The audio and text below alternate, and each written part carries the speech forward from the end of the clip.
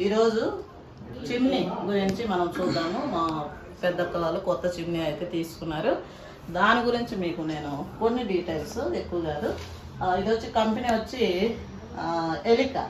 Elica company. And stove కూడా ఇదిగోండి. Stove already మేము వీడియో తీసాము, అది కూడా మీకు పెట్టలేదు, పెడతాను.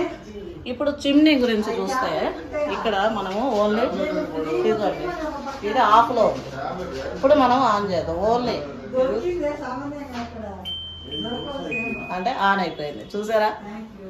ఇప్పుడు టూల్ అనమాట, అంటే ఓన్లీ టూ, అంటే కొంచెం పాలు అవి కాగబెట్టుకునేటప్పుడు అలాగా.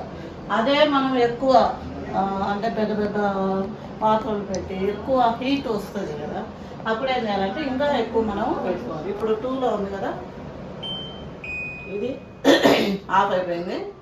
మళ్ళీ ఆన్ చేద్దాం. చూడండి, లైట్లు కూడా ఉన్నాయి.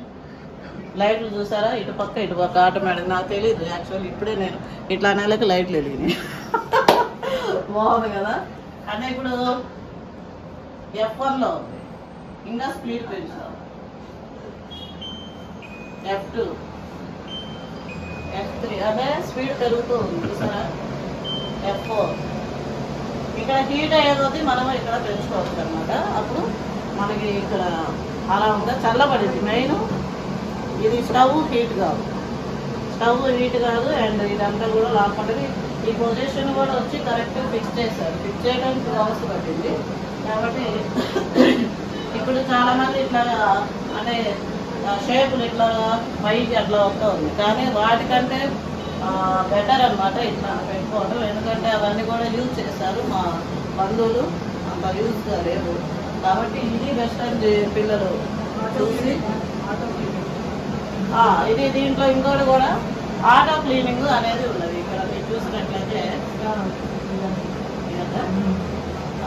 ఇది వచ్చేసి ఆటో క్లీనింగ్. ఆటోమేటిక్గా మనమేమి ఇవన్నీ తీసి మళ్ళీ క్లీన్ చేయడం అంతా కూడా ఉండదు, ఆ శ్రమ అంతా కూడా ఉండదు. ఆటో క్లీనింగ్కి ఈ బటను ఆరామంగా. లైట్లు వచ్చేసినాయి. అండ్ ఇంకా F9 వరకు మనం పెంచుకుంటూ పోవచ్చు.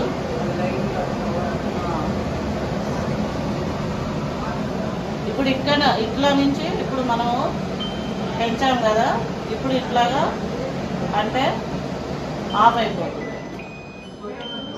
చూసారా? ఫుల్ ఆఫ్ చేద్దాం. ఆఫ్. That's it.